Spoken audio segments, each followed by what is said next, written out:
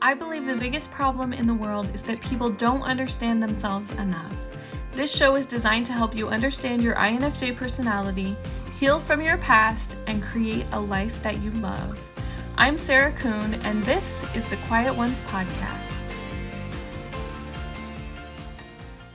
One of the things that I struggle with the most is a lack of self-love and confidence. Some people call it self-love deficiency disorder. I've spent a lot of time working on this, and I want to share what I've learned with you just in case you struggle with the same thing.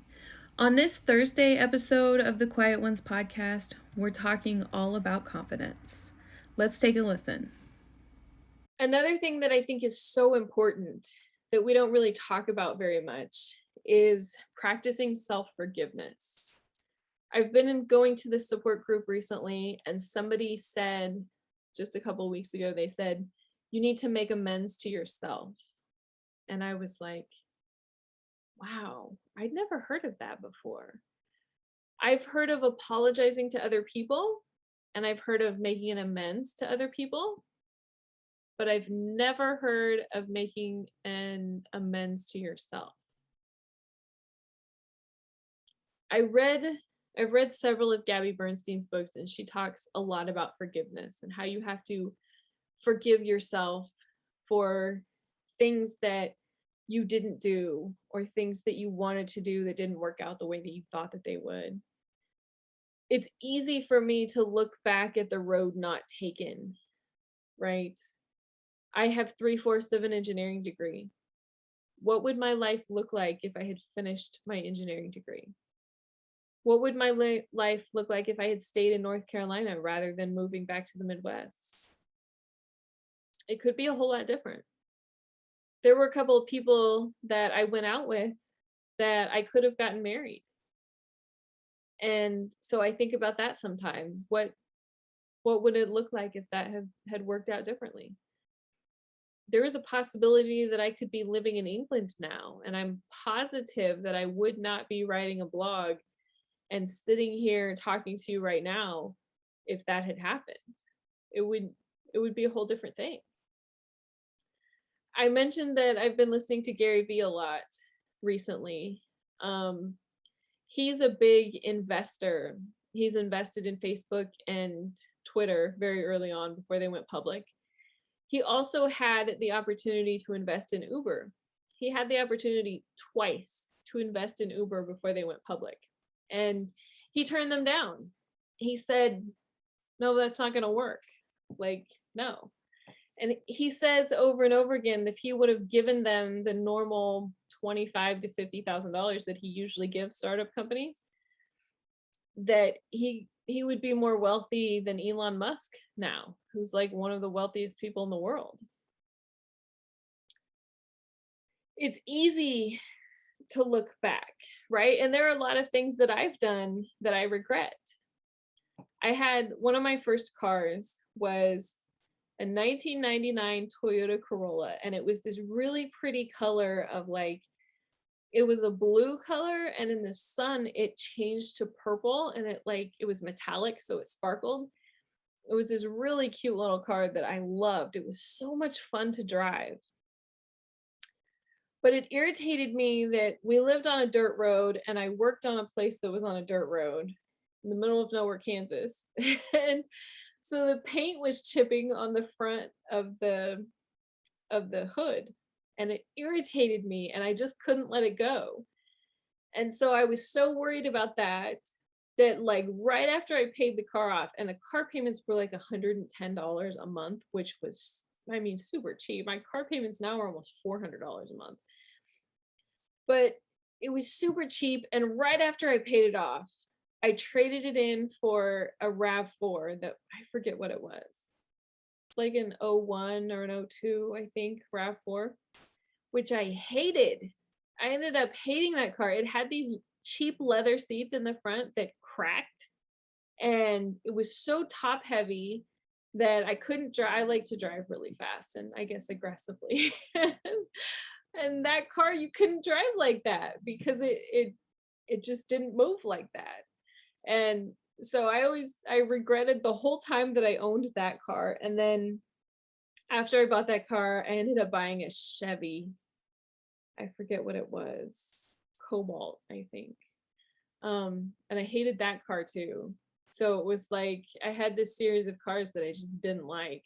And I always went back to selling that first car, like, oh, why did I sell that first car?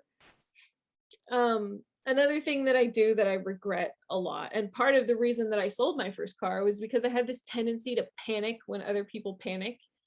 So my mom was panicked about the fact that my car was getting older, and you know, she's like, you're gonna have to pay people to work on it, and I'm like, but I was panicked because she was panicked, and so I bought this car that was newer. The RAV4 was newer and it still had a warranty on it, and I guess that it was probably newer than an '01. It was probably like an '04 and '05 because I think I bought it in '06, so it was still a pretty new car. um but I've realized that I do that now. I've just started to realize that that's what's happening is other people panic about something and they're like, we need to fix it right now, it's a massive problem, and then I start panicking. I just like soak up all of their panic and I'm like, okay, like what are we going to do? What do we do? What do we need to do? um One of my friends moved out of Boston last year. She moved to Tennessee, and she has this idea that I need to move out of Boston. She's like, you don't want to be close to a big city. You need to move back out to the Midwest, out to the country. My parents have been telling me this for a while too.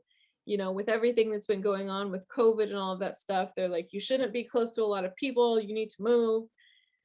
And they have this panicked idea about them, you know, and I'm like, yeah, I'm not really panicked about it. I'm just gonna wait and see what happens. We'll see. Um, that's real progress for me because, like I said, usually I panic. There are a couple of other things, like I mentioned quitting school. Um, I stopped exercising. I was exercising 2 hours a day for like 3 years, and I felt better and I looked a lot better. And I regret doing that because once you stop, it's like super hard to start doing it again.